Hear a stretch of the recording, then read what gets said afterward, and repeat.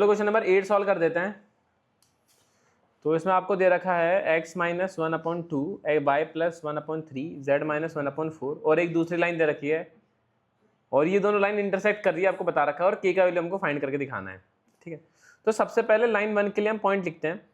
Point देखो क्या हो जाएगा 1 कोमा, यहाँ पे प्लस का साइन है इसलिए माइनस का 1, यहाँ पे माइनस का साइन है इसलिए +1। ठीक है, और b1 वेक्टर देखो क्या हो जाएगा 2,3,4। इसी तरीके से लाइन 2 के लिए भी लिख लेते हैं हम। लाइन 2 के लिए आपको पॉइंट आपको देकर रखा है 3,K,0। यहाँ पे z के पास में कुछ भी नहीं है ना, इसका मतलब 0 लिखा हुआ है। ठीक है, और आपको डायरेक्शन देखो क्या दे रखी है 1,2,1। ठीक है, अब आपको इन्होंने ये बोला है कि जो दोनों लाइन है वो इंटरसेक्ट कर रही है। देखो इसका मतलब क्या होता है, जैसे एक लाइन है और ये दूसरी लाइन है। ठीक है, ये दोनों मान लेते हैं कि इस पॉइंट पर इंटरसेक्ट कर रही है। ठीक है, मान क्या लेते हैं, कर ही रही। तो अब जैसे लाइन 1 से ये मेरी लाइन 1 है, ये मेरी लाइन 2 है। ठीक है, लाइन 1 में मैं इस वाले पॉइंट को एक वेरिएबल पॉइंट मान सकता हूँ x, y, z। ऐसे लाइन 2 से भी मैं वेरिएबल पॉइंट इसी पॉइंट को मान सकता हूँ x, y, z।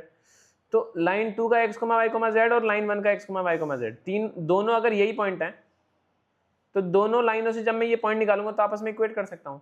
तो जब मैं पहली वाली लाइन से निकालूंगा ना, देखो अभी ये a1 b1 इनसे की जरूरत नहीं थी, वैसे हमें पहली वाली लाइन की इक्वेशन एक बार लिख लेते हैं हम। x माइनस 1/2 दे रखी थी, y प्लस 1/3 दे रखा है, y plus 1/3 equals to z minus 1/4 दे रखा है। इसको किसी ना किसी लैम्डा की जगह लैम्डा 1 मान लेता हूँ, क्योंकि दो लाइन है ना, तो लैम्डा 1 के बराबर अगर मैंने मान लिया तो देखो यहाँ से x का वैल्यू क्या निकल के आएगा, x का वैल्यू निकल के आएगा मेरे पास में 2λ1 और प्लस का 1 हो जाएगा, ये हो जाएगा 2λ1 प्लस का 1। समझ में आता है ना।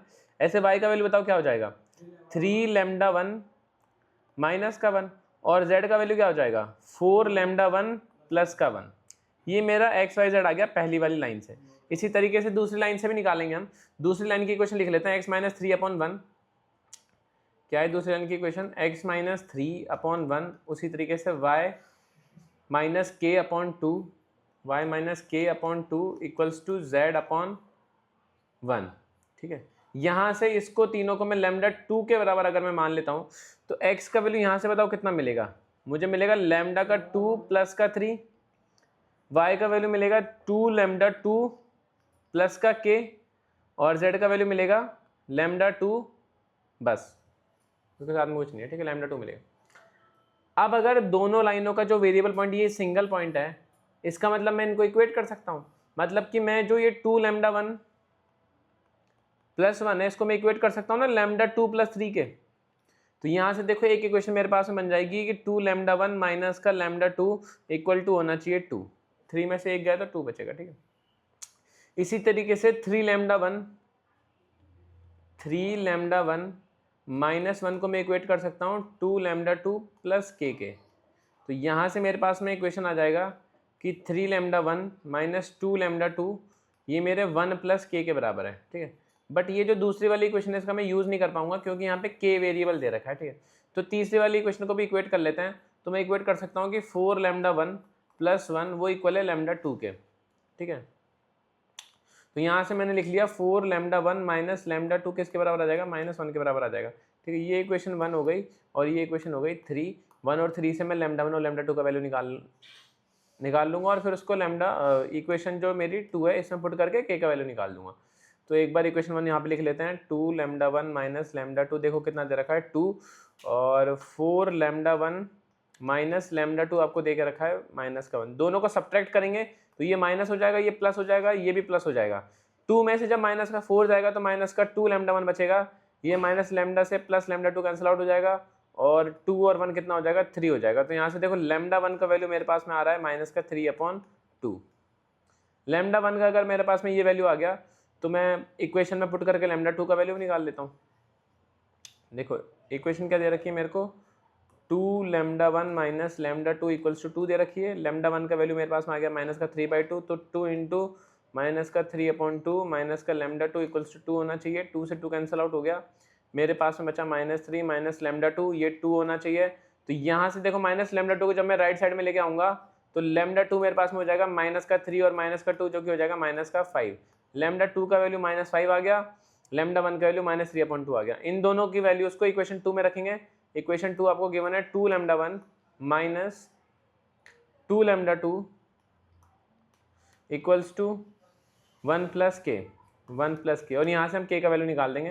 पहले लैम्डा 1 का वैल्यू पुट करता हूँ, तो 2 इंटू माइनस का 3/2 आ गया, माइनस 2 इंटू लैम्डा 2 का वैल्यू पुट करता हूँ जो कि कितना है माइनस का 5 है, और इक्वल्स टू 1 प्लस के हो जाएगा। 2 से 2 कैंसिल आउट हो जाएगा, ये मेरे पास बचेगा माइनस का 3, ये बचेगा प्लस का 10 इक्वल्स टू 1 प्लस के। तो देखो 10 में से 3 जाएगा तो 7 बचेगा, 7 में से 1 जाएगा तो 6 बचेगा। तो के का वैल्यू मेरे पास अल्टीमेटली कितना आ रहा है, 6 आ रहा है। और हम देख लेते हैं कि हमारा आंसर सही है या नहीं। 6 आंसर 8 में आपको आंसर क्या दे रखा है 9/2। कुछ गलती किया क्या हमने, कुछ गलती किया क्या? 4 lambda 1 plus 1 equals to lambda 2, कुछ गलती किया क्या? 2 लैम्डा 1 प्लस 1 बराबर लैम्डा 2 प्लस 3 होना चाहिए। तो 2 lambda 1 minus lambda 2 equals to 3 में से तो 2, ये इक्वेशन सही बनाई है। एक और आपस से वेरीफाई कर लेते हैं इक्वेशन को, ठीक है।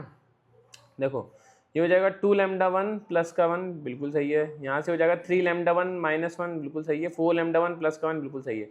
यहाँ से इक्वेशन बनाई थी लैम्डा 2 प्लस का 3, 2 लैम्डा 2 प्लस का के और लैम्डा 2, बिल्कुल बढ़िया है। दोनों को इक्वेट किया हमने, 2 लैम्डा 1 प्लस 1 को लैम्डा 2 प्लस 3 से इक्वेट किया, तो 2 लैम्डा 1 माइनस का लैम्डा 2 बराबर 2 हो गया, इक्वेशन सही है।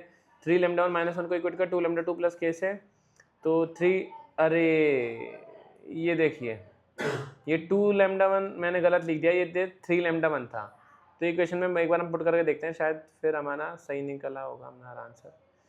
यहाँ पे हमने 2 की जगह 3 आना चाहिए, देख लेते हैं क्या आ रहा है, जो भी आ रहा है देख लेते हैं, वापस से पुट करते हैं वैल्यूज़ को। तो यहाँ पे हमने जो है लिखने में गलती कर दी, बट कोई बात नहीं, हो जाता है।